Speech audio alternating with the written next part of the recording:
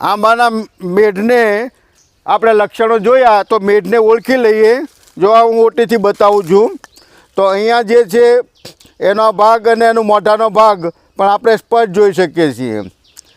તો આ આપણને ઘણ કાઢતાના બે ભાગ થઈ ગયા છે તો બે પડખે મૂકી અને આપણને બતાવવામાં આવે છે. અને આંબો કેટલો ખાઈ ગયા એ તમે જોઈ શકો છો. હરિયો કેટલે સુધી ઊંડો વયો જાય છે.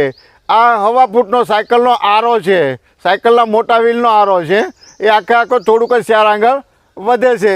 તો આ આંબાના મેઢને ખાસ કાઢવા જરૂરી છે. તો મેઢને ઓળખો અને ખાસ એને દૂર કરો. જો અમારો વિડીયો સારો લાગ્યો હોય તો લાઈક કરો, શેર કરો, સબસ્ક્રાઈબ કરો. અસ્તુ. જય હિન્દ, જય ભારત. મેક્સિમમ ખેડૂતો સુધી મોકલો.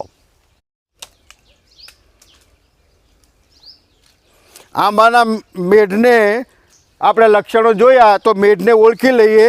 જો આ હું ઓટીથી બતાવું છું તો અહીંયા જે છે એનો ભાગ અને એનો મોઢાનો ભાગ પણ આપણે સ્પષ્ટ જોઈ શકીએ છીએ.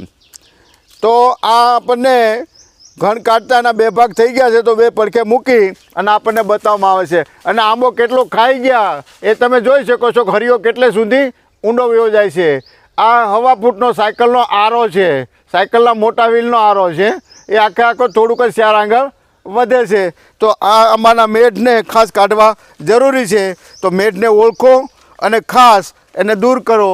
જો અમારો વિડીયો સારો લાગ્યો હોય તો લાઈક કરો, શેર કરો, સબસ્ક્રાઈબ કરો. અસ્તુ. જય હિન્દ, જય ભારત. મેક્સિમમ ખેડૂતો સુધી મોકલો.